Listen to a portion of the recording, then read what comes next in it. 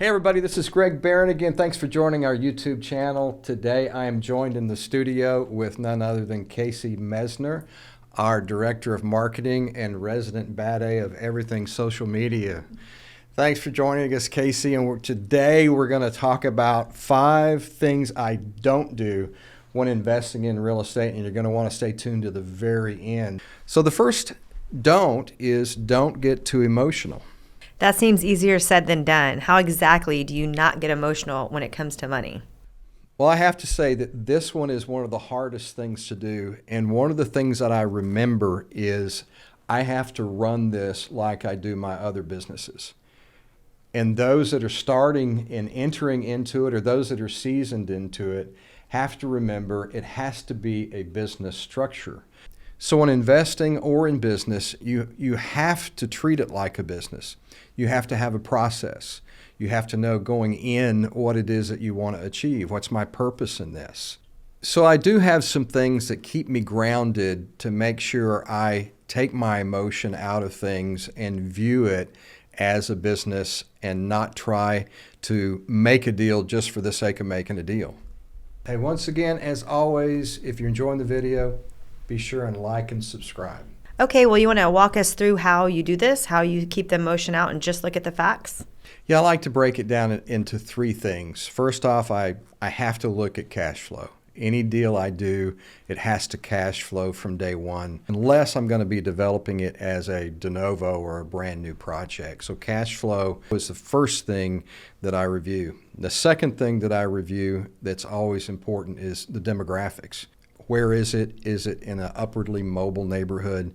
Is there transportation available? You know, those salient things that only demographics and studying the demographics of it and studying the demographics of the project or projects in some cases will reveal. And the last thing is it always has to fit into my criteria that I have set for myself as far as those things that I'm going to invest in. So what are some of your personal criterias that you have for yourself? Is it the same for every project, or does it vary? I do have specific criteria, and if you haven't looked at the last videos, you can go back and look at those things relative to cash flow, cash on cash return, internal rate of return, debt service coverage, those sort of things that fit into my checklist that I want to check the box each time to make sure that they fit into my risk tolerance and all the numbers particular to the asset buckets that I'm going to invest in. When I mean asset buckets, we visited that last time. Some are more fully stabilized and require less of a return because it's more like mailbox money. Some are value added that I know going in from a cash flow standpoint that I'm going to make money, but I can incrementally increase that return if I do X, Y, and Z. And the last thing is I've got to kiss a lot of frogs to find the prince. I mean, let's just face it, and especially in the economy that we have right now, we've got to go through 100 projects to even get down to 5 that even make the grade to continue to do the due diligence. So by not getting emotional, it allows you to treat it like a business. And I'm going to continue to look at things over and over again and try to not get too excited. And I might add, you know, a broker's there to sell you a project.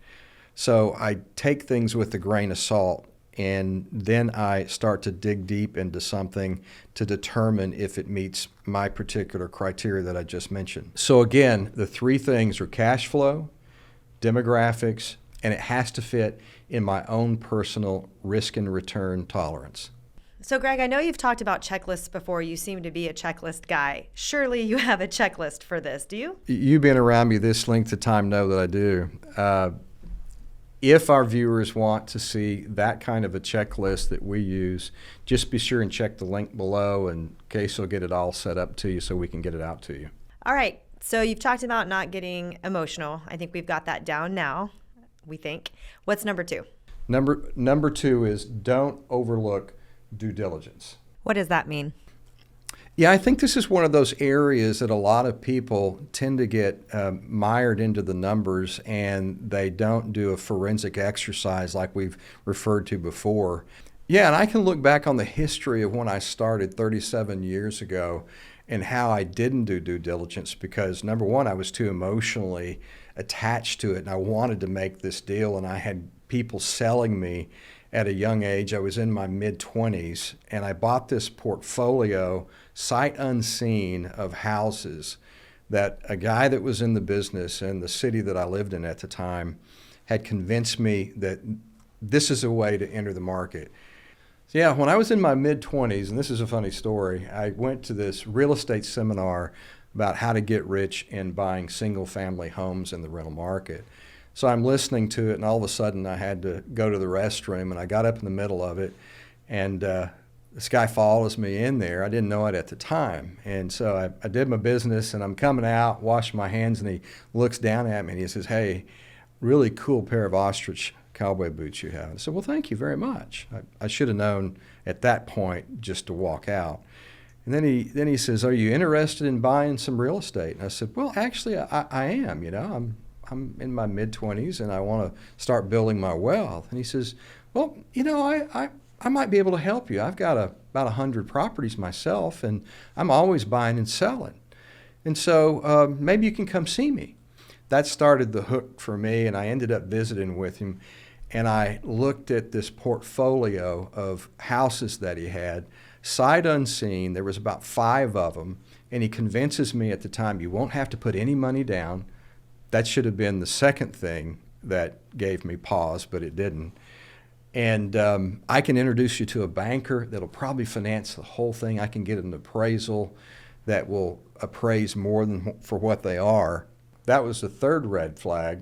So he's convincing me that I don't have to go look at the properties. I can get 100% financing. He can get me an appraisal that's more than the house is worth, and he's got a banker that'll do it all for me.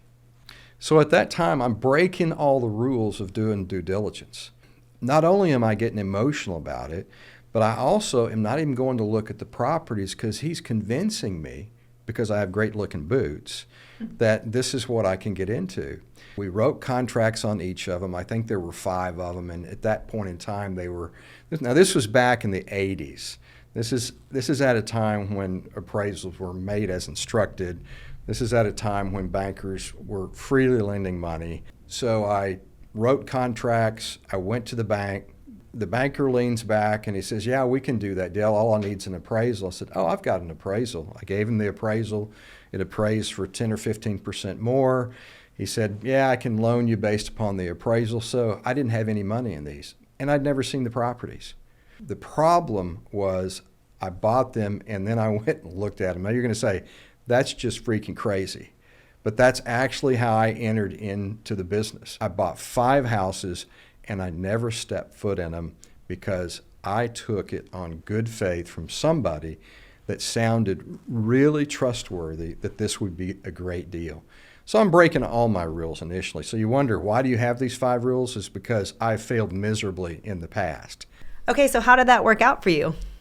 At that point, when I went to the first house and knocked on the door, when they opened it, I saw roaches that were crawling out from underneath the rug. It was absolutely the worst deal that I've ever made still in the history of my life. And that's why I've come up with these rules that I have as don'ts for investing. The second house I went to was equally as bad. It had structural problems.